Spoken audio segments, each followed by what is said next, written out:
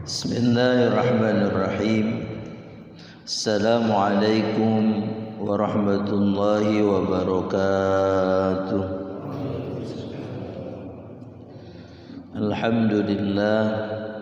Alhamdulillahilladzi a'azzana bil imani bih wa hadana ila azimi syari'ati wa as'adana bittiba'i afdali rasulih. Asyhadu an la ilaha illallah wahdahu la syarika lah fi uluhiyatihi wa rububiyatihi wa asma'ihi wa sifatihi. Wa asyhadu anna Muhammadan abduhu wa rasuluhu la nabiyya wa la rasula ba'dah. Allahumma salli wa sallim ala sayyidina Muhammad ibn Abdillah alladhi adda al-amanah wa ballagha ar-risalah wa nasaha al-ummah wa ala alihi wa sahbihi ila yaumil qiyamah. Amma ba'd. Para jamaah yang dirahmati oleh Allah Subhanahu wa taala, bersyukur kita kepada Allah. Di pagi hari ini kita masih diberikan kenikmatan oleh Allah, nikmat untuk bangun di malam hari, dilanjutkan dengan melaksanakan ibadah, zikir dan doa yang mudah-mudahan kenikmatan ini senantiasa Allah berikan kepada kita sampai ajal menjemput kita. Amin ya Allah ya rabbal alamin. Alhamdulillah, hujan sudah turun di tengah-tengah kita. Mudah-mudahan ini menjadi rahmat, menjadi keberkahan, menjadi kebaikan bagi kita. Tapi di sisi lain ada saudara-saudara kita yang bukan dihujani dengan air, tapi dihujani dengan peluru, dihujani dengan ketakutan, yaitu saudara kita di Palestina. Maka sebagai orang yang beriman kepada Allah Subhanahu wa taala, minimalnya ya kita senantiasa mendoakan saudara kita. Mudah-mudahan Allah Subhanahu wa taala memberikan kemenangan. Ada doa yang diajarkan oleh Rasulullah sallallahu alaihi wasallam ketika musuh-musuh Islam itu menghancurkan umat Islam. Maka Rasul senantiasa berdoa dengan doanya, Allahumma munzilal kitab wa mujriyas sahab wa sari'al hisab wa hazimal ahzab ihzim al-yahuda wansurna alaihim. Ini doa Rasul memohon kepada Allah Subhanahu wa taala agar orang-orang yang ingin menghancurkan Islam dari orang-orang Yahudi dihancurkan oleh Allah Subhanahu wa taala, dan Allah memberikan kemenangan kepada kita orang-orang Islam. Karena dulu di zaman Rasul hidup bersama orang Yahudi. Salah satu suri tauladan Rasul itu ketika Allah di dalam Al-Qur'an berbicara terkait laqad kana fi rasulillahi uswatun hasanah, sungguh di dalam diri Rasul itu ada uswah yang baik, ada suri tauladan yang baik. Ayat itu bukan berbicara terkait dengan harus mencontoh salat Rasul, tapi ayat itu Allah letakkan di dalam Quran surah Al-Ahzab. Karena setelah perang Ahzab itu Rasul menghabisi Yahudi Bani Quraidah. Ada 700 orang Yahudi Bani Quraidah yang menentang kepada Rasul, yang melecehkan kepada Rasul, dikubur hidup-hidup oleh Rasul di dalam parit. Jadi itu suri tauladan dari Rasul. Dan sebagiannya ditawan kata Allah.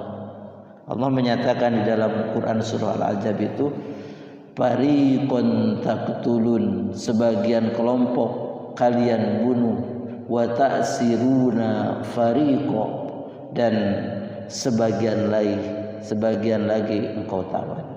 Jadi makanya kalau terkait orang Yahudi itu ya gak ada ampunnya, karena orang Yahudi itu pengkhianat dari zaman dulu, diikat dengan perjanjian oleh Rasul tapi berkhianat. Tapi mudah-mudahan memang ini skenario Allah, karena di akhir zaman itu Yahudi itu akan disirnakan oleh Allah Subhanahu wa taala, sehingga Allah mengumpulkan di suatu tempat agar mudah membinasakan, menghancurkan orang-orang Yahudi. Harapan kita seperti itu. Jadi, jangan lupa makanya di masjid kita terus berdoa, ya minimal kunut najilah. Nah, para jamaah rahimakumullah, pada kesempatan pagi hari ini kita akan melanjutkan kajian hadis-hadis Rasulullah sallallahu alaihi wasallam yang terdapat di dalam kitab Riyadhus Shalihin.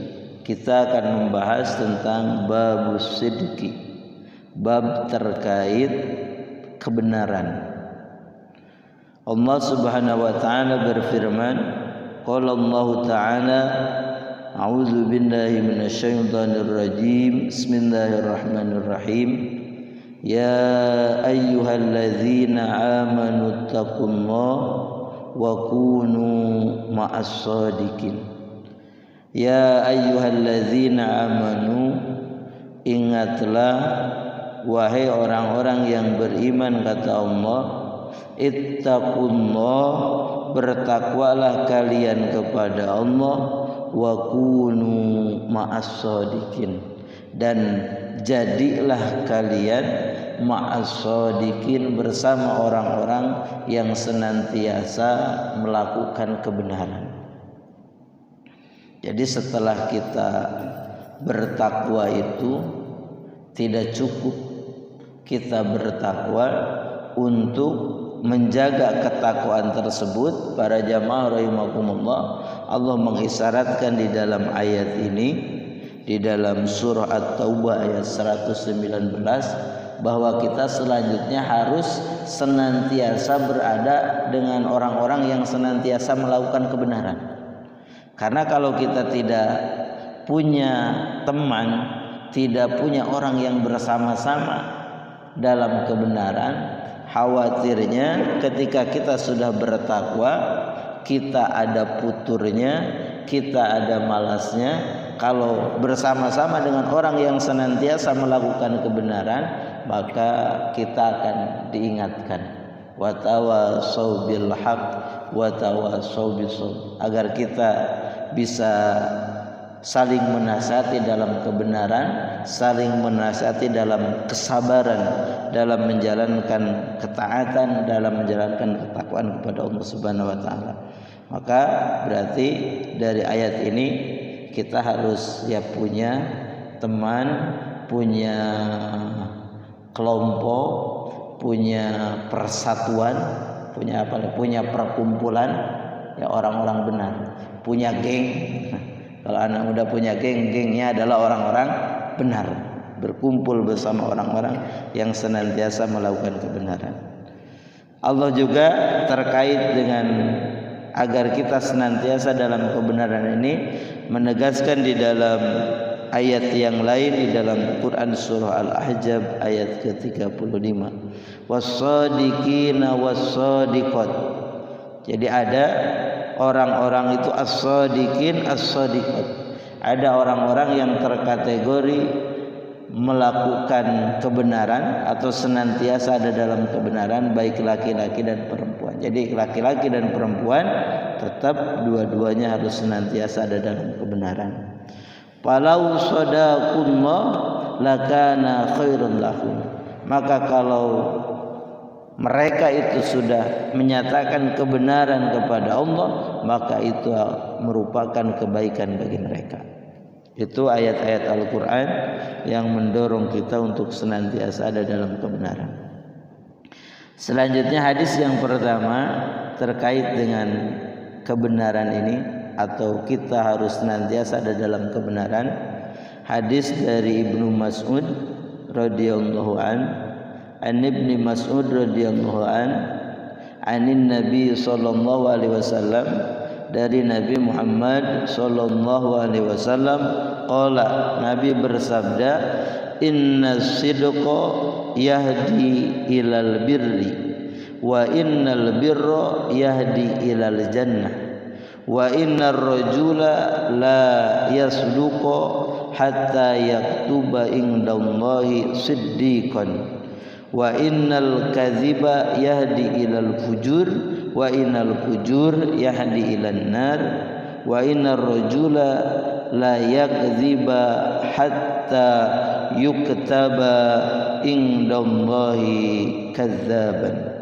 Jadi kata Rasul, inna sidqa, sesungguhnya kebenaran itu, yahdi ilal birri, menunjukkan kepada kebaikan, menunjukkan kepada kebaikan. Wa innal birra, dan sesungguhnya kebaikan itu menunjukkan ilal jannah, ke surga. Wa innar rajula, dan sesungguhnya seseorang itu la yasduku, pasti niscaya dia melakukan kebenaran, hatta yuktaba, sehingga dicatat, indallahi, di sisi Allah, siddiqon, sebagai orang yang senantiasa melakukan kebenaran, sebagai orang yang senantiasa ada dalam kebenaran. Wa innal kadhiba, dan sesungguhnya bohong itu, yahdi ilal fujur, akan menunjukkan ilal fujur, kepada perbuatan dosa. Wa innal fujura, dan sesungguhnya perbuatan dosa itu, yahdi ilan nar, akan menunjukkan kepada neraka. Wa innar rajula la yakdziba, dan niscaya sesungguhnya seseorang itu la yakdziba, akan berbohong, hatta yuktaba indallahi kadzaban, sehingga dicatat di sisi Allah sebagai orang yang senantiasa berbohong. Jadi benar di sini itu berarti para jamaah rahimakumullah, lawannya bohong. Berarti benar ini apa? Kalau lawan bohong itu jujur, ya. Jadi as-sidqa itu memang secara makna benar. Jadi benar itu berarti ya lawan salah. Kalau bohong itu salah. Kan bohong itu mengatakan sesuatu tidak sesuai dengan faktanya, itu bohong, gitu. Kalau zaman sekarang ya hoax, itu bohong. Kalau benar itu mengatakan sesuatu sesuai dengan faktanya, itu benar. Makanya kata Rasul di dalam hadis ini, sesungguhnya kebenaran itu yahdi ilal bir, ya, yahdi ilal bir.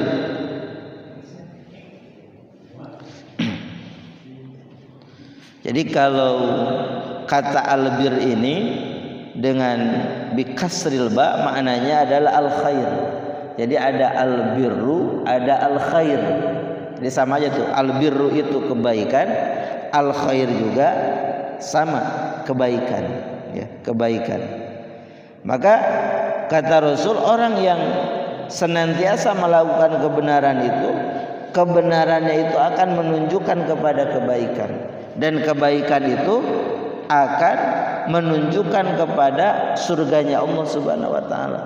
Maka seseorang itu akan dikatakan dia itu orang yang melakukan kebenaran, sehingga dia menjadi siddiqon.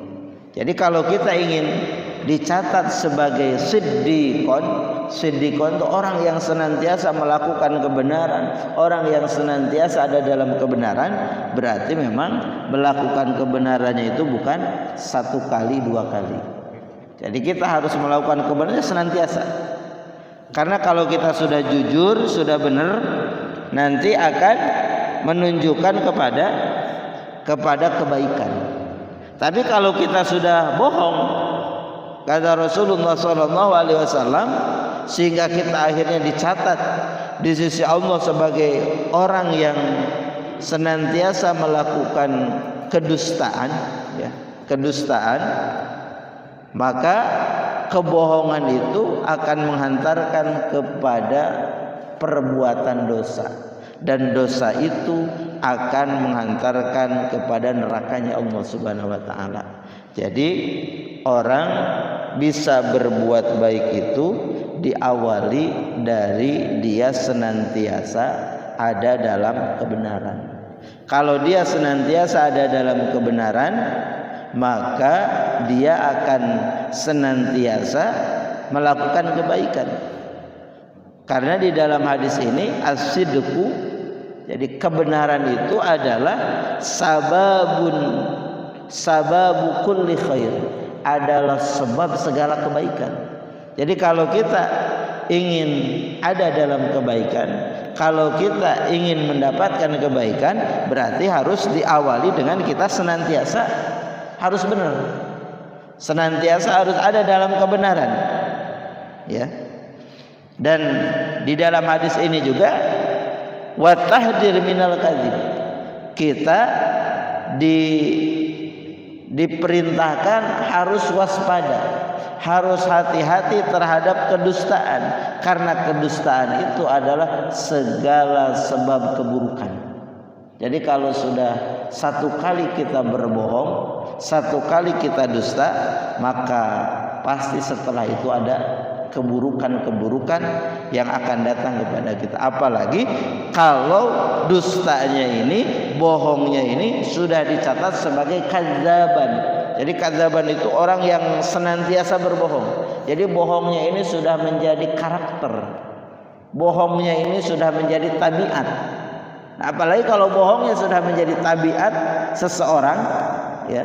Jadi perkataannya senantiasa berbohong, perbuatannya senantiasa bohong, nipu orang, ya, nipu orang. Jadi kalau perbuatan bohong itu berarti kan kita kadang kalau bohong itu perkataan, perbuatan juga ya bisa aja bohong. Dia pura-pura sholat, ya pura-pura sholat, padahal sebetulnya dia tidak yakin dengan sholat itu akan menghantarkan kebaikan, atau dia tidak yakin bahwa sholat itu adalah sesuatu kewajiban. Itu bohong, itu dusta. Kalau di dalam ayat Al-Quran atau di dalam hadis-hadis yang lain, orang yang bohong itu disebutnya orang apa? Orang munafik atau orang fasik. Makanya kita mengenal tanda-tanda orang fasik itu ada 3. Idza haddasa kadzdzaba, ketika dia bohong, dia itu kadzdzaba, berdusta. Nah, itu bohong dalam ucapan, tapi ada bohong dalam tindakan. Ini namanya orang munafik. Jadi kalau bohong di dalam ucapan itu fasik, tapi kalau bohong dalam tindakan itu orang munafik, ya. Dia pura-pura sholat padahal sebetulnya tidak yakin terhadap sholatnya, maka sholatnya tidak akan bermanfaat. Dia pura-pura melakukan kebaikan agar dianggap sebagai orang baik, padahal sebetulnya dia tidak meresapi, tidak memaknai ketika melakukan kebaikan itu, ya. Maka kalau dalam perkataan lebih luasnya itu, ketika dia itu melakukan perbuatan ingin didengar orang, ingin dilihat orang, maka itu sebenarnya perbuatannya itu ya sia-sia. Karena dia sebenarnya tidak jujur dengan perbuatannya. Kalau orang yang jujur, orang yang benar dalam perbuatan itu, bahwa dia melakukan segala sesuatu itu lillah. Makanya para ulama lebih dalam lagi menilai orang yang ria, yang ketika berbuat ingin dilihat, orang yang sum'ah, yang ketika berbuat melakukan sesuatu ingin didengar, itu sebagai syirkul asghar, sebagai syirik yang kecil, karena sudah menduakan Allah. Jadi tujuan ibadahnya bukan karena Allah, tujuan ibadahnya karena manusia, tujuan ibadahnya karena selain Allah, karena makhluk Allah. Maka kalau orang ulama-ulama ahlu tauhid itu mencapnya itu adalah syirkul asghar gitu. Nah kalau kita mah ya secara umum mencapnya itu adalah orang-orang orang-orang munafik, ya, orang-orang munafik. Nah, maka kalau kita sudah berbohong, berdusta, itu akan menghantarkan kepada keburukan. Maka kalau sudah ada di dalam keburukan, hati-hati bahwa itu adalah jalan untuk menuju nerakanya Allah Subhanahu wa taala. Wa ana man istahara bisair saha ayusifa bih as-sawab wal iqab yatarattabu ala ma yaqumu bil insan fi amalil khair aw syarr.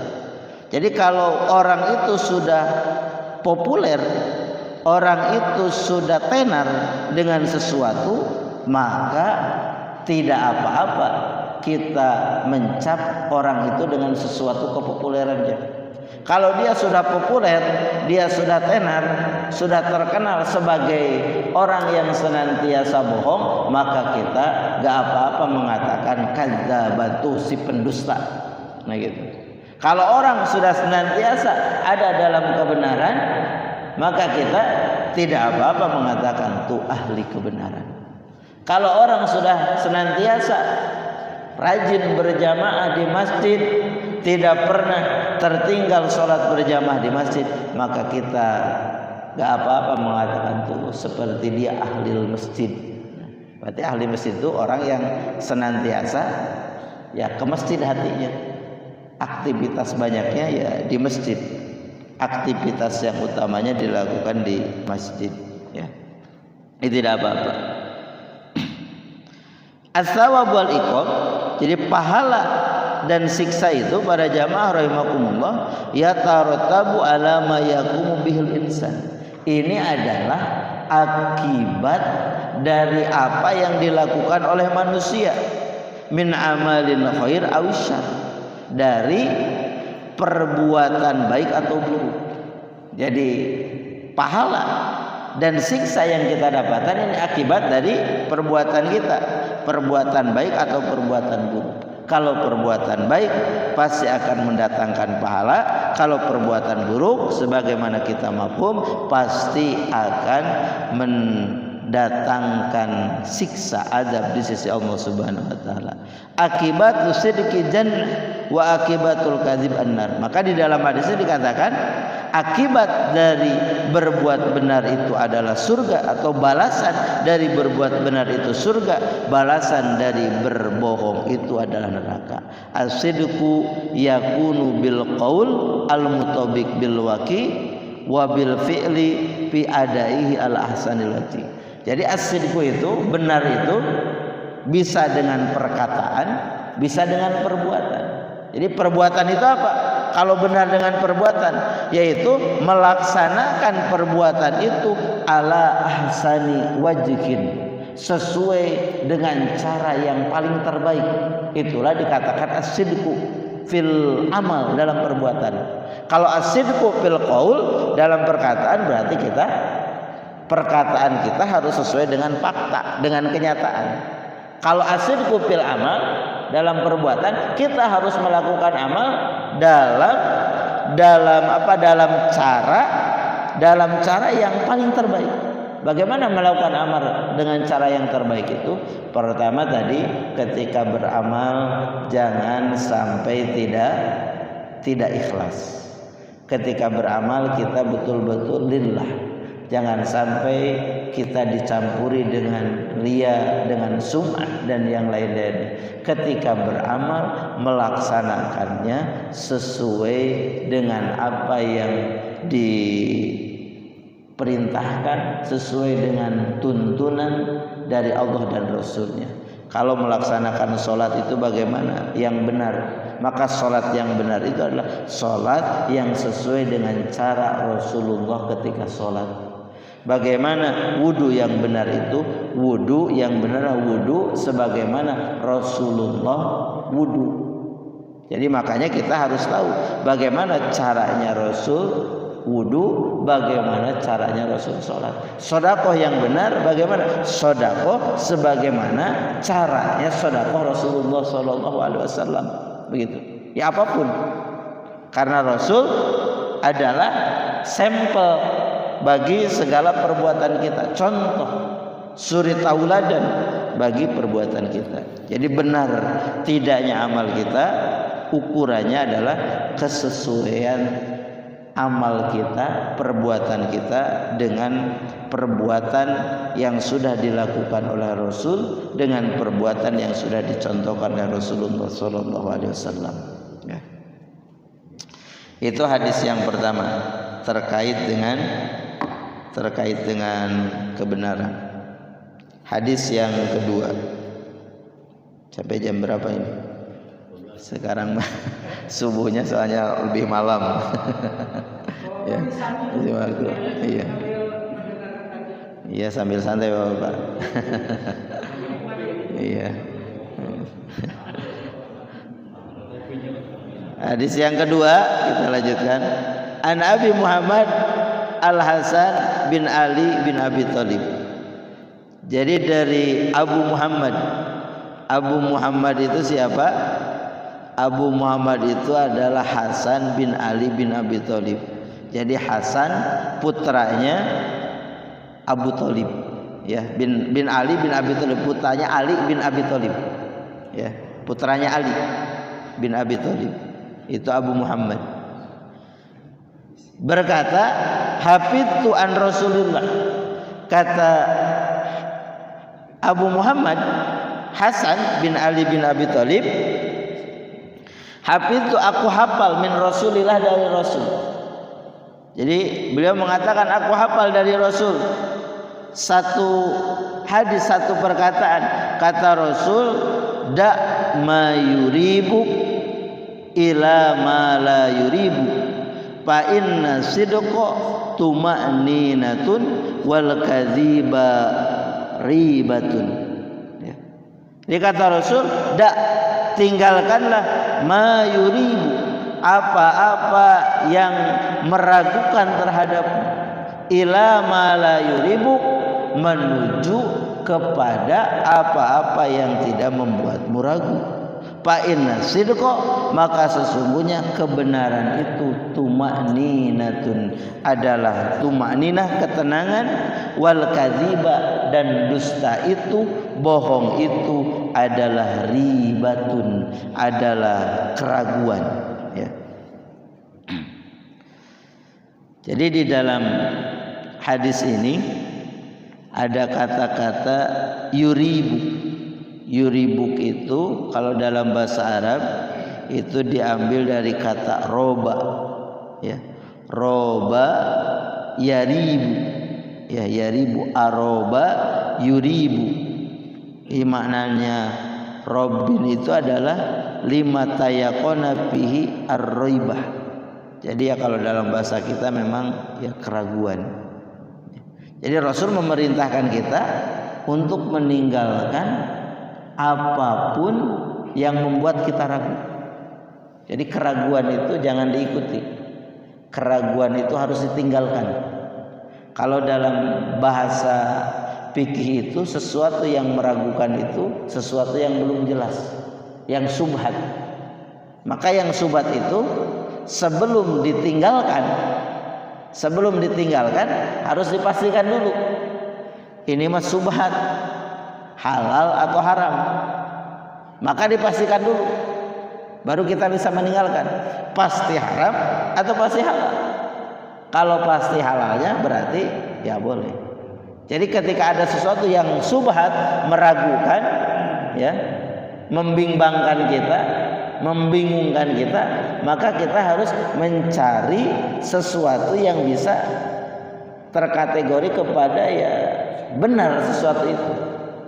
Ini ragu, ini baik atau buruk, berarti kita harus mencari kejelasannya. Apakah ini betul-betul buruk, apakah ini betul-betul baik, gitu. Cari. Ketika kita misalnya habis pulang dari masjid,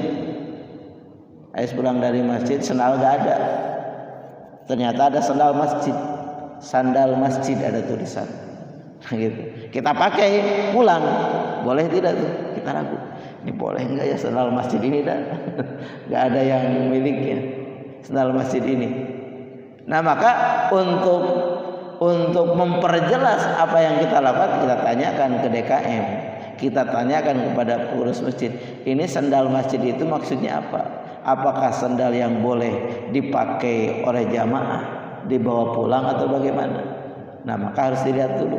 Kalau sandal masjid itu memang itu fasilitas hanya untuk di masjid saja, kata DKM, kata pengurus masjid, atau sandal masjid itu memang fasilitas bagi orang-orang yang ke masjid, ya.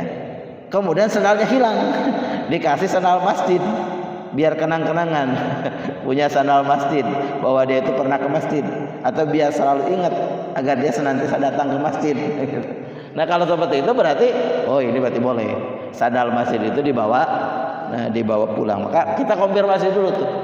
Kalau dalam istilah agamanya tabayyun, ya dicari kejelasan dulu, dicari kejelasannya dulu. Itu yang meragukan, ya. Jadi yang meragukan itu atau yang subhat itu, maka tabayyun dulu, cari kebenarannya. Maka kalau masih tetap ragu, belum jelas, ya. Belum jelas apa yang harus kita lakukan, kita masih ragu, maka keraguan itu harus ditinggalkan, ya. Keraguan itu harus ditinggalkan, ya. Tinggalkan, jauhi sesuatu yang baru, jangan dilakukan. Kalau kita ragu, bimbang dalam sholat, itu beda lagi, nanti ada aturannya.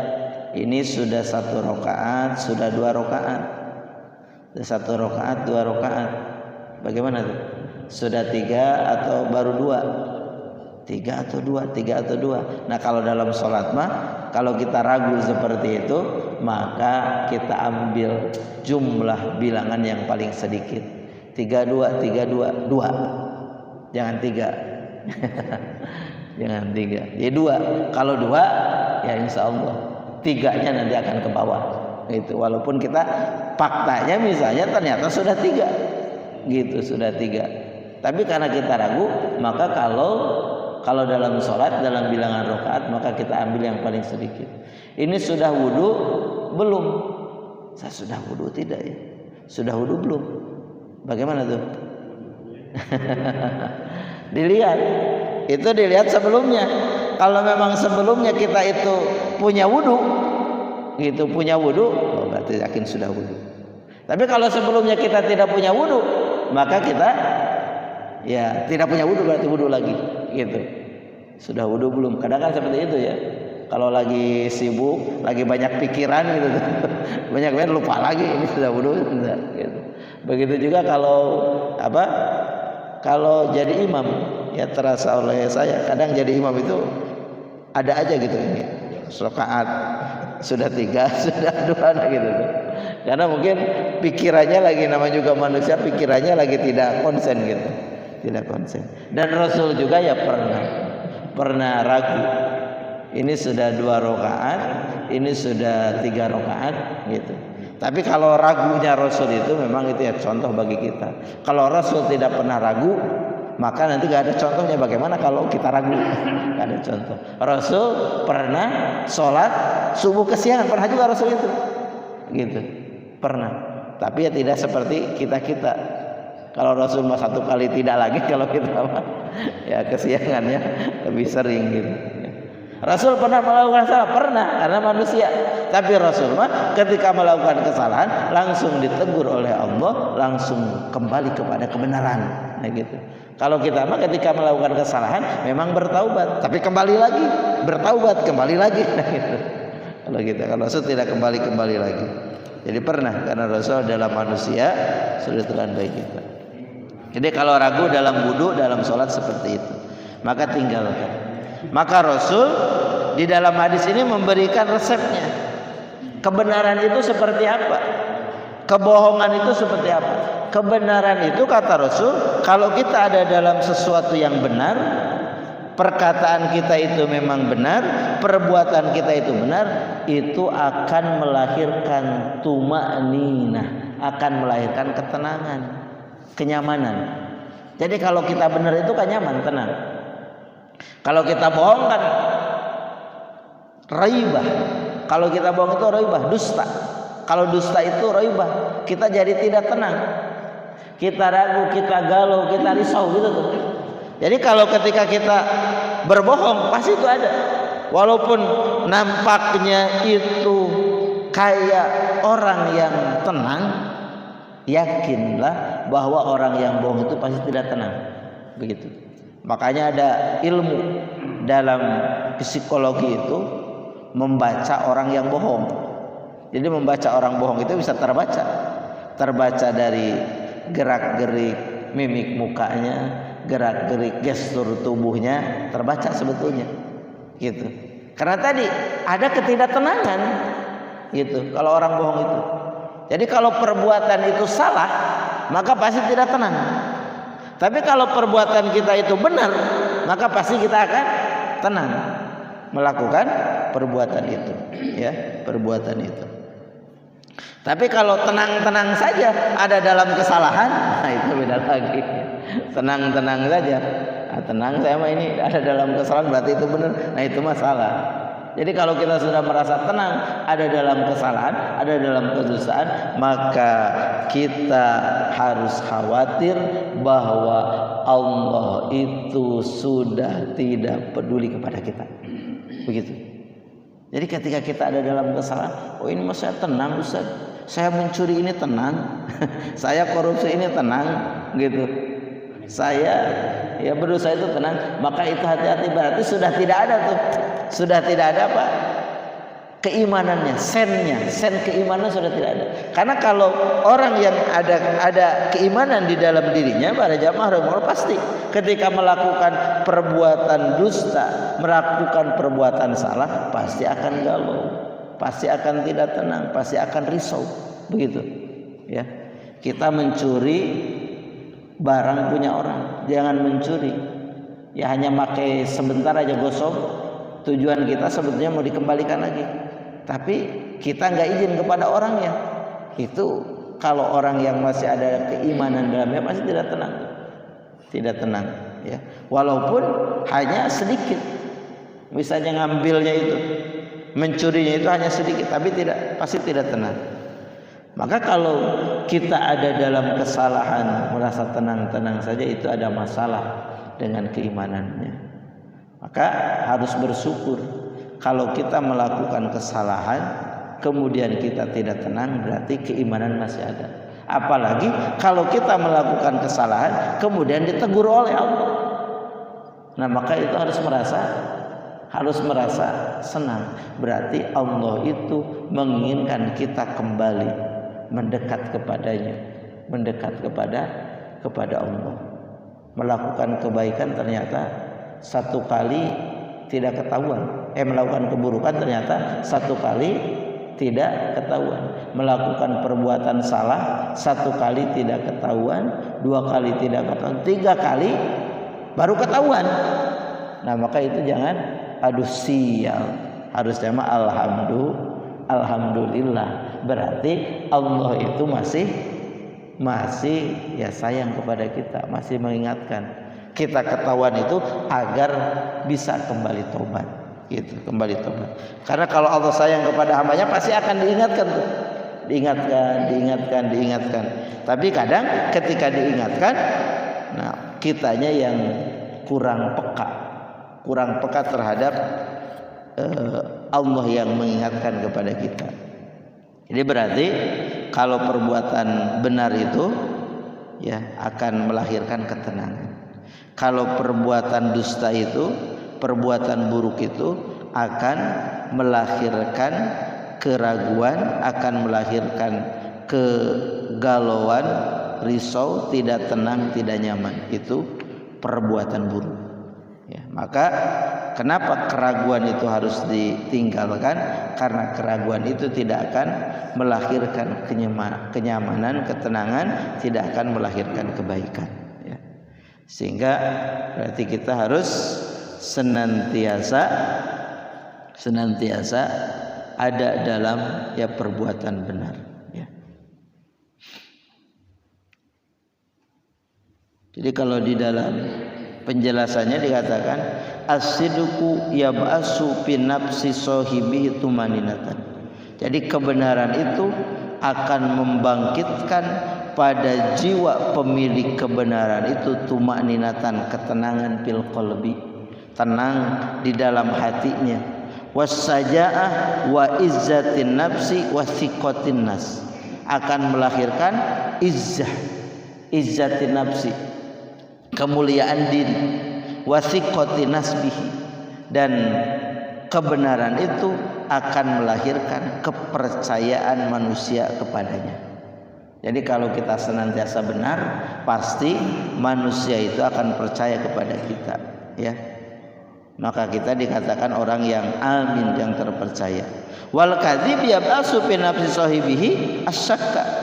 Dusta itu akan membangkitkan pada jiwa pemilik kedustaan itu asyakka, keraguan, wa taraddud dan bimbang, wal khauf dan rasa takut, wa zilli wal hawan dan kehinaan, jatuh, wasigor wa adami siqah bainan nas, ya, dan tidak adanya kepercayaan dari manusia. Jadi kalau orang dusta itu pasti akan melahirkan keraguan, kebimbangan, khauf, takut, gitu, takut.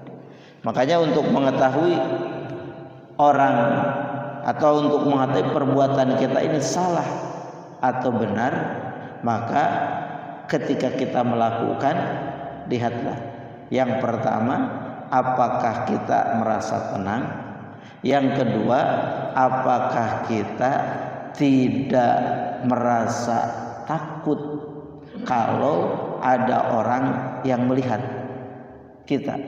Karena kalau keburukan itu pertama akan melahirkan keraguan, kebimbangan, ketidaktenangan. Yang kedua, akan ada perasaan kalau dilihat oleh orang itu kita merasa takut atau kita tidak mau dilihat oleh orang. Kata Rasul, wa karihta alaihin nas, dan orang yang melakukan maksiat, perbuatan buruk itu dia pasti enggan dilihat oleh orang. Maka kemaksiatan itu biasanya apa? Biasanya sembunyi-sembunyi, ya, sembunyi-sembunyi. Orang yang selingkuh pasti sembunyi-sembunyi. Beda dengan orang poligami gitu, Bapak. Kalau orang poligami sembunyi-sembunyi, nah itu pasti poligaminya ada masalah, gitu. Gitu tuh. Begitu. Orang yang korupsi pasti sembunyi-sembunyi, gitu. Orang yang mencuri pasti sembunyi-sembunyi, ya. Kalau sembunyinya sudah terang-terangan, berarti memang dia lagi bersama dengan orang-orang yang seperti itu, gitu. Pasti dia merasa enggan, pasti dia khawatir, merasa takut kalau kelihatan oleh orang, ya, kalau kita melakukan keburukan. Jadi sebenarnya di dalam ajaran kita ini ya sudah dikasih tahu jalan-jalannya, sudah dikasih tahu tanda-tandanya, sudah dikasih tahu resep-resepnya. Jadi kalau kita ya senantiasa mengkaji itu, oh ternyata resep untuk jalan menuju surga itu seperti ini. Ternyata resep untuk senantiasa ada dalam kebenaran itu seperti ini. Ya sebetulnya sudah jelas dalam ajaran agama kita itu. Makanya kalau kita itu ingin berada dalam kebenaran, kita ini ingin berada di surganya Allah Subhanahu wa taala, padahal resepnya, caranya, ya, tata caranya sudah jelas disampaikan oleh Rasulullah SAW. Maka kalau kita ya tidak bisa masuk ke surga itu, berarti kitanya yang salah, begitu. Jadi seperti kalau kita ujian, ketika ujian itu sudah dikasih jawabannya, tapi ketika ujiannya masih tetap ada salah. Nah berarti itu memang kasarnya itu manusia memang belet, memang goblok manusianya gitu. Sudah dikasih jawabnya, ini jawabannya A, ini jawabannya B, tetapi masih ada yang salah gitu. Nah ini juga sudah dikasih tahu. Kata Rasul, untuk benar itu seperti ini, untuk menuju surga itu seperti ini. Kita tidak ada dalam kebenaran, kita tidak berada di surga Allah Subhanahu wa taala. Berarti itu ada yang salah pada diri kita. Ya, memang ya kita menyadari bahwa dalam kehidupan ini memang yang tidak semudah itu. Karena akan ada yang senantiasa menjadi musuh kita yang abadi, yang akan berusaha menjerumuskan kita ke nerakanya Allah Subhanahu wa taala. Itulah yang namanya apa? Yang namanya syaitan gitu. Inna syaitana aduwwum mubin, kata Allah. Sesungguhnya setan itu musuh yang nyata. Nah, itulah sebetulnya yang mengganggu itu. Jadi kalau tidak ada gangguan setan, sebetulnya manusia itu akan lurus-lurus saja. Tapi ada gangguan-gangguan setan. Dan setan itu bukan hanya setan yang tidak kelihatan saja. Ada setan yang kelihatan. Karena setan itu minal jinnati wan nas. Dari golongan jin yang tidak nampak, wan nas dari golongan manusia. Jadi ada setan dari golongan manusia. Itulah yang membuat kita menjadi kuat. Makanya kenapa tadi ketika kita sudah bertakwa, kita sudah senantiasa ada dalam amal solih, senantiasa meningkatkan amal solih kita. Kata Allah, wa kunu ma'as siddiqin. Kita harus senantiasa ada bersama orang-orang yang senantiasa melakukan kebenaran. Untuk apa? Untuk menghindari tadi, menghindari ya godaan setan. Resepnya begitu. Jadi kita harus senantiasa punya kelompok-kelompok yang berada dalam ya kebenaran. Ya. Begitu para jamaah rahimakumullah. Bisa ada waktu? Masih ya? Yuk. Satu lagi. Satu hadis lagi, baru 2 hadis. Hadis yang selanjutnya dari Abu Sufyan Sahrin bin Harb radhiyallahu anhu, fi hadis sihi at-tawil, di dalam hadisnya yang panjang, fi qissati Hirokla, terkait dengan kisahnya Hirokla. Hirokla itu Heraklius ya. Qala Hirokla, pamadza ya'murukum, yakni an-nabi, pamadza, maka apa yang diperintahkan oleh Nabi kepada kalian, oleh nabimu kepada kalian. Qala Abu Sufyan, ini ketika Abu Sufyan diutus kepada Heraklius. Heraklius itu adalah seorang raja yang berkuasa di waktu itu ya, kekuasaan Romawi, kekuasaan Romawi. Jadi sebetulnya ini ya terkait sebetulnya ya dengan Palestina, karena Palestina itu sudah dikabarkan oleh Rasul sejak Rasul itu melakukan perang Khandaq, menggali parit. Ketika Rasul menggali parit itu ada satu batu besar yang tidak bisa dipecahkan oleh para sahabat. Akhirnya para sahabat memanggil Rasul, meminta bantuan kepada Rasul. Akhirnya Rasul mengambil martil ya, martil, dipukulkan oleh Rasul kepada batu tersebut, pecahlah batu tersebut dan muncul 3 cahaya. Maka kata Rasul, cahaya yang pertama ini nanti akan ada kehancuran kekuasaan Heraklius, yaitu Roma dan Persia. Kemudian cahaya yang kedua ini menunjukkan akan tumbangnya Konstantinopel. Cahaya yang ketiga ini menunjukkan bahwa nanti umat Islam itu akan dipersatukan dengan adanya Syam. Syam itu mana? Syam itu salah satunya ya Palestina kalau sekarang itu. Nah, itu sudah diisyaratkan sebetulnya ya. Sudah diisyaratkan Rasulullah SAW. Nah, ini kejadiannya ketika ya Rasul mengutus Abu Sufyan kepada Heraklius. Maka Heraklius mengatakan, apa yang diperintahkan oleh nabimu? Maka kata Abu Sufyan, qultu, aku berkata, yaqulu, berkata Rasul, u'budullah wahdah la tusyriku bi syai'an. Perintah kepada Raja Heraklius, beribadahlah kepada Allah, nyembahlah kepada Allah, wahdah, hanya kepada Allah, la tusyriku bi syai'an, janganlah kalian menyekutukan kepada Allah syai'an sedikit pun. Watruku ma yaqulu abaukum, Watruku, dan tinggalkan ma yaqulu abaukum, apa-apa yang dikatakan oleh nenek-nenek moyang kalian. Wa ya'murna bis shalah, dan Rasul memerintah kami untuk melaksanakan salat.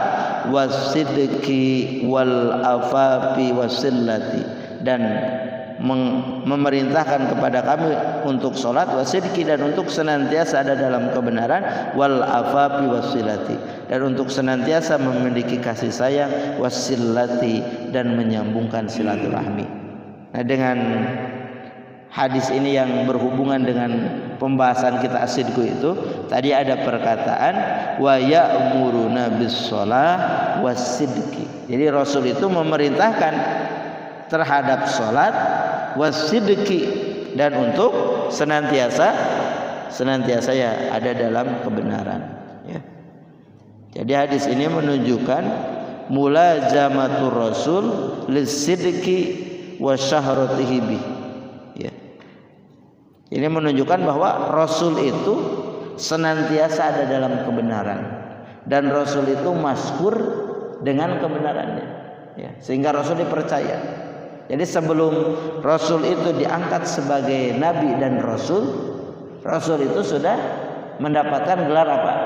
Gelar Al-Amin, gitu. Itu sebelum diangkat menjadi Nabi dan Rasul. Jadi memang Rasul itu senantiasa ada dalam kebenarannya atau senantiasa jujur, itu sudah populer sebelum diangkat menjadi Nabi dan Rasul. Wa sahadatul a'dalahu bidzalik, dan memang yang musuh-musuh tahu, musuh-musuh Islam itu termasuk Heraklius tahu bahwa Rasul itu adalah orang yang jujur, orang yang senantiasa ya benar, orang yang tidak pernah berdusta. Rasul itu, ya. Makanya tadi Heraklius mengatakan apa yang dikatakan oleh Nabi. Nah, berarti inilah perkataan yang benar yang datang dari Nabi. Jadi Rasul itu memerintahkan kepada Heraklius untuk beribadah kepada Allah, tidak menyekutukan Allah, untuk melaksanakan sholat, untuk senantiasa benar, untuk senantiasa memiliki kasih sayang dan menyambungkan silaturahmi. Di ra'su hadadzin tauhidullah azza wa jalla wa adamil isyraq. Kenapa diperintahkan untuk beribadah hanya kepada Allah? Karena pokok agama ini adalah tauhid, ya. Itu mengesahkan Allah dan tidak adanya isyraq, menyekutukan Allah. Wa huwa manba'ul fadail. Maka kalau sudah seperti itu adalah sumber berbagai keutamaan, ya. At-tanfir minat taklid al-a'ma wa khassa fi umuruddin.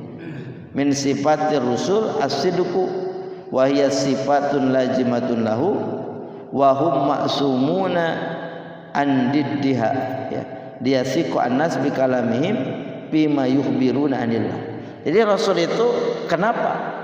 Rasul itu sebelum diangkat menjadi nabi dan rasul sudah populer, sudah terkenal dengan sifat benarnya, sudah terkenal dengan sifat jujurnya, sudah terkenal dengan sifat amanahnya. Karena Rasul itu mau diangkat oleh Allah sebagai Nabi dan Rasul, penyampai informasi. Jadi kalau orang yang menyampaikan informasi itu belum diketahui karakter kejujurannya, kebenaran, kita pasti akan ragu. Ini benar nggak ini informasinya? Ini benar nggak beritanya, begitu? Ya, maka penting pemimpin harus begitu tuh. Ini lagi tahun politik, ya. Jadi pemimpin itu harus pemimpin yang sebelumnya itu dia memang orang yang tadi terkenal masyhur dalam kebenarannya, masyhur dalam kejujurannya, gitu, ya. Kalau dia senantiasa tidak ada dalam kebenaran, maka itu pasti ya bukan pemimpin seperti Rasulullah SAW. Jadi Rasul itu memang masyhur begitu karena sudah dipersiapkan oleh Allah untuk menjadi Nabi dan Rasul. Kan Nabi itu apa? Nabi itu penyampai berita. Maka ada surat An-Naba, ya. Amma yatasaalun anin nabail azim. Naba itu apa? Nabail azim itu maknanya apa? Artinya apa? Nabail azim itu berita yang besar, gitu. Nah, dari kata naba itu ada nabiyun, gitu. Ya, nabi itu penyampai berita. Maka karena tadi akan menyampaikan berita, maka Nabi itu masuk dengan kejujuran. Sehingga Heraklius juga tahu tentang kejujuran dan Nabi memerintahkan kejujuran, kebenaran kepada Heraklius itu. Jadi berarti ya kalau kita mencontoh Nabi, maka karakter kebenaran, karakter kejujuran, karakter jauh dari perbuatan salah, dari perbuatan dosa itu harus menjadi karakter kita sebagai umat Rasulullah sallallahu alaihi wasallam. Itu para jamaah rahimakumullah bisa kita kaji pada kesempatan pagi hari ini. Sebelum diakhiri, kalau ada yang ingin disampaikan dipersilahkan, Pak. Bapak-bapak barangkali ada yang perlu silakan ayatnya. Assalamualaikum warahmatullahi wabarakatuh. Waalaikumsalam warahmatullahi wabarakatuh. Nah. Ini tentang hubungan Palestina. Iya. Ada beberapa mungkin negara bahwa ini belahan dunia ya. Iya. Kita para Palestina. Iya. Pertanyaannya, mungkin orang itu ada yang sifatnya peduli dan tidak peduli. Peduli kita ketika kita ramai-ramai untuk menyatakan dukungan kepada Palestina. Dan mungkin ada orang yang tidak biasa-biasa aja. Pertanyaannya itu bagaimana dengan orang tersebut? Apakah orang tersebut itu berdosa atau dikatakan orang munafik karena tidak peduli terhadap apa yang dikatakan oleh yang berhubungan Palestina? Iya. Yang kedua, mengikuti di kedua jawaban juga ketika kepedulian itu berhubungan para suami misalkan ya. Para suami itu mencari nafkah untuk keluarganya dengan kepedulian yang tinggi, tidak ikut para suami. Apakah para suami itu katanya mencari nafkah baik di jalanan atau di kantor di mana dikatakan sama dengan berjihad? Iya. Barang itu aja Ustaz untuk pertanyaan. Iya. Assalamualaikum warahmatullahi wabarakatuh.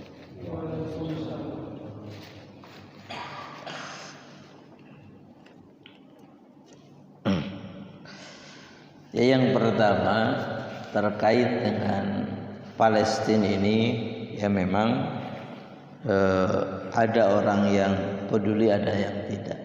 Tapi secara umum kalau saat ini kita lihat faktanya, hampir di seluruh dunia itu umat Islam semuanya tergerak. Bahkan masyhur sekarang buah semangka. Buah semangka itu simbol Palestina katanya. Buah semangka itu saking ya kepeduliannya terhadap Palestina. Nah, bagaimana dengan orang yang tidak peduli? Ya, tidak peduli. Tentunya kita kembali kepada hadis Rasulullah sallallahu alaihi wasallam bahwa al-muslim akhul muslim, bahwa muslim yang satu itu adalah saudara muslim yang lain. La yudlimuhu wa la yuslim. Tidak boleh menzalimi seorang muslim itu kepada yang lainnya, wala yuslim, dan tidak boleh menyerahkan muslim yang satunya itu kepada musuh. Muslim yang jadi saudara itu kepada musuh. Maka kalau kita lihat dari hadis ini berarti ya tentang ukhuwah, tentang keimanan. Karena di dalam Al-Quran dikatakan bahwa innamal mu'minuna ikhwah. Mukmin yang satu dengan mukmin yang lain itu ikhwah, bersaudara. Nah, maka kalau ada saudara kita yang tersakiti, saudara kita yang mana? Ini saudara kita baik seakidah ataupun sedarah, senasab.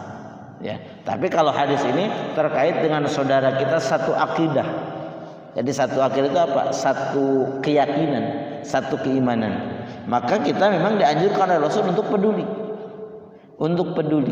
Maka kalau kita tidak peduli kepada saudara kita yang tertindas, kita cuek, kita biarkan saja, maka itu sebetulnya ya ada kesalahan dalam keimanannya. Ada kesalahan dalam keimanannya, ya. Maka nanti ya di samping dia itu akan mendapatkan dosa, ya akan dipertanyakan nanti oleh Allah Subhanahu wa taala. Tuh dulu ketika di dunia ada saudaramu yang tertindas, ada saudaramu yang teraniaya, apakah engkau peduli atau tidak? Nah, maka kita ya sebagai orang yang beriman harus peduli. Kalau tidak peduli, maka berarti ya akan mendapatkan dosa. Jadi ini memang ajaran yang luar biasa. Kalau ada saudara kita, tetangga kita, saudara kita yang dekat, yang jauh tertindas, maka kita harus ada kepedulian. Nah, cuma memang tingkat kepeduliannya tentu berbeda. Ya, minimal sekali salah satu kepedulian itu yang diajarkan oleh Rasul, minimal kita mendoakan. Jadi kalau kita melihat saudara kita, kemudian kita tidak mampu membantu untuk misalnya saudara kita itu ditembak, tapi kita tidak mampu untuk membantu melawan gitu. Kita mampunya hanya memberi uang, ini kamu yang beli senjata, kamu yang ngelawan lagi, tembak lagi gitu. Makanya kita beri uang untuk beli senjata gitu. Tapi kalau kita tidak mampu juga, maka minimal kita ya Allah, saya tidak mampu melakukan hidayah itu ya Allah, saya hanya bisa berdoa ya Allah selamatkan saudaraku itu. Yang minimal sekali begitu. Maka kalau minimal seperti itu berarti masih ada di keimanannya, begitu. Jadi ya tidak harus kalau kita tidak mampu ya tidak harus dengan yang maksimal juga. Walaupun memang idealnya kan kalau memberikan bantuan itu harus sesuai dengan kebutuhan. Jadi kalau orang butuh uang maka harus diberinya uang. Jangan orang butuh uang diberi selain uang, maka pertolongan kita gak akan berguna. Kalau orang butuh makan ya kasih makan saja gitu. Kalau orang butuh rumah kasih rumah gitu. Jangan orang butuh rumah nggak dikasih rumah. Kalau dikasih uang takutnya uangnya habis, nggak jadi rumah gitu. Akhirnya minta-minta ya beli kasih rumah aja, bangunkan rumah gitu. Jadi harus sesuai dengan ya prinsipnya begitu. Kalau membantu harus sesuai dengan yang dibutuhkan ya, walaupun prinsipnya seperti itu. Tapi kalau kita tidak mampu ya minimal kalau orang butuh rumah itu kita bisa menyumbang ya walaupun sedikit agar rumah itu segera terwujud. Nah, salah satu sumbangan kita yang minimal itu ya berdoa itu. Itu berdoa itu yang bisa dilakukan.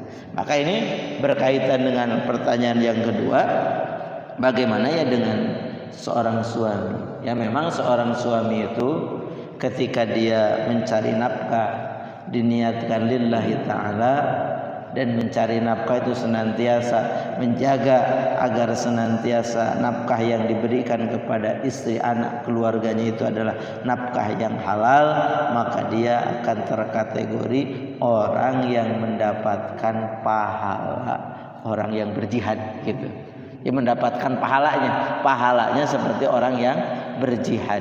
Maka kalau meninggal dunia ketika sedang bekerja dan bekerja tadi itu senantiasa halal, maka dia termasuk orang yang syahidnya itu syahid akhirat, mendapatkannya syahid akhirat. Kalau istri itu mendapatkan syahid akhirat kan ketika berusaha untuk melahirkan itu tuh, saya itu syahid akhirat, meninggal dunia. Nah gitu. Kita akan mendapatkan pahala orang yang syahid ya. Karena kata Rasul, man qatala duna irdihi, man qatala duna malihi. Jadi orang yang senantiasa dia itu mempertahankan agar keluarganya mendapatkan harta yang terbaik, yang dapat nafkah yang terbaik, maka insya Allah itu akan mendapatkan pahala syahid. Tapi itu bukan berarti kalau begitu ya udah sama bekerja aja gak akan ke Palestina. Nah, itu sisi yang lain. Di sisi yang lain memang kita dituntut untuk bekerja dengan cara-cara yang benar. Di sisi lain kita dituntut harus tadi sebagai sesama saudara harus ada kepedulian. Itu ada kepedulian kepada yang lainnya, itu ya urusan satu lagi, urusan yang lain. Gitu, ya. Seperti itu mungkin Pak. Wallahu a'lam bishawab. Gitu.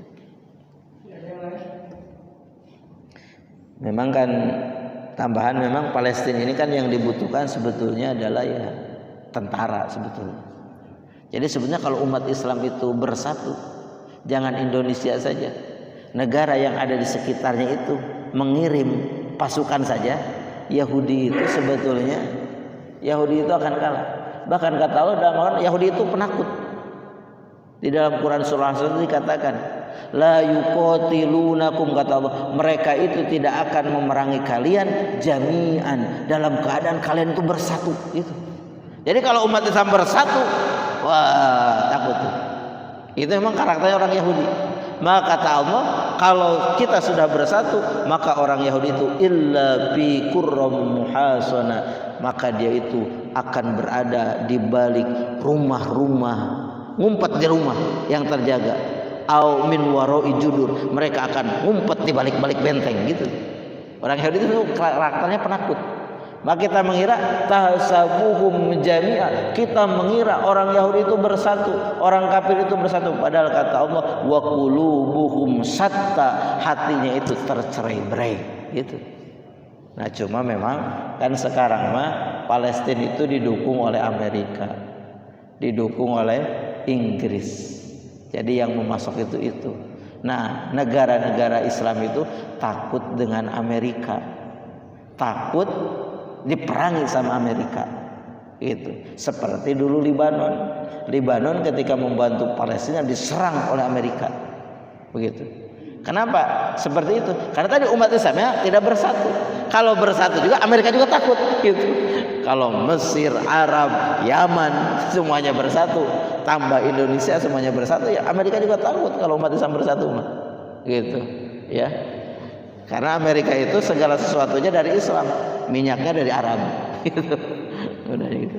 Sebetulnya begitu. Jadi yang diperlukan sekarang itu memang ya persatuan untuk bisa menyelamatkan kaum muslimin. Karena kalau perjanjian damai, solusi dua negara, memberikan logistik itu sudah berpuluh-puluh tahun kita lakukan. Tapi itu terjadi lagi, gitu. Bahkan logistik itu isinya apa? Isinya kain kapan. Kalau isinya kain kapan itu penghinaan kepada orang Palestina. Orang Palestina mah mati syahid. Orang yang mati syahid itu dikuburkan dengan bajunya gak apa-apa. Dalam syariat itu gitu. Gak perlu kapan kalau orang yang mati syahid. Jadi gitu para jamaah. Makanya kita mah di sini ya minimalnya menunjukkan kepedulian dengan berdoa, tadi kunut najilah. Ya kalau kita punya harta kita sumbangkan, dan lebih dari itu kita mengingatkan kepada penguasa kita agar penguasa kita ini bisa mengirimkan bantuan berupa militer. Kalau pemerintah mengirimkan bantuan logistik itu mah adalah kerjaannya masyarakat itu mah. Kalau pemerintah mah ya mengirimkan militer. Makanya minimal kita maksimalnya di negeri kita mendorong kepada pemerintah. Nah siapa kalau kita sendirian nggak bisa, ya kita harus bersama-sama dengan kelompok gitu. Makanya sekarang akan ada aksi lagi. Jadi aksi di Indonesia terus menerus. Sekarang akan ada aksi aliansi masyarakat Indonesia. Nah, sekarang di Jakarta ada aksi besar-besaran lagi di Monas hari ini. Sebelumnya sudah ada aksi lagi. Untuk apa? Karena untuk mengetuk pemerintah ini, agar memang pemerintah bantuannya bukan hanya mengecam saja, tapi lebih daripada itu. Ya. Begitu. Wallahu a'lam bishawab. Baik, pada jamaah rahimahullah, kalau tidak ada cukup, kita cukupkan. Ya mudah-mudahan apa yang kita kaji menjadi ilmu yang bermanfaat bagi kita bisa mengamalkannya. Mudah-mudahan dengan kehadiran kita ke majelis ini Allah senantiasa mempermudah segala urusan kita. Andaikan di antara kita ada yang sedang sakit, di antara jamaah kita, di antara keluarga kita, di antara tetangga kita, Allah angkat sakitnya ganti dengan kesehatan. Andaikan di antara kita ada yang sedang sulit, susah, bingung, bimbang, Allah angkat kesulitan, kesusahan, kebingungan, kebimbangannya ganti dengan kebaikan. Andaikan di antara kita yang memiliki hajat, cita-cita, keinginan, Allah segera wujudkan hajat, cita-cita, keinginannya. Mudah-mudahan kita diistiqomahkan dalam kebaikan sampai ajal menjemput kita, dan kita memohon kepada Allah agar saudara saudara kita di Palestina diselamatkan oleh Allah Subhanahu wa taala, diberikan kemenangan oleh Allah Subhanahu wa taala untuk melawan musuh-musuhnya, diberikan kekuatan oleh Allah untuk bisa mengusir orang-orang Yahudi dari negeri Palestina. Ala hadhihi wa likulli niyatin salihah bi barakati ummil Quran. Al-Fatihah. A'udzu billahi minasyaitonir rajim. Bismillahirrahmanirrahim. Alhamdulillahi rabbil alamin. Arrahmanir rahim. Maliki yaumiddin. Iyyaka na'budu wa iyyaka nasta'in. Ihdinas siratal mustaqim. Siratal ladzina an'amta 'alaihim ghairil maghdubi 'alaihim waladdallin. Kurang lebihnya mohon maaf. Aqulu qouli hadza astaghfirullahalazim li wa lakum. Assalamualaikum warahmatullahi wabarakatuh.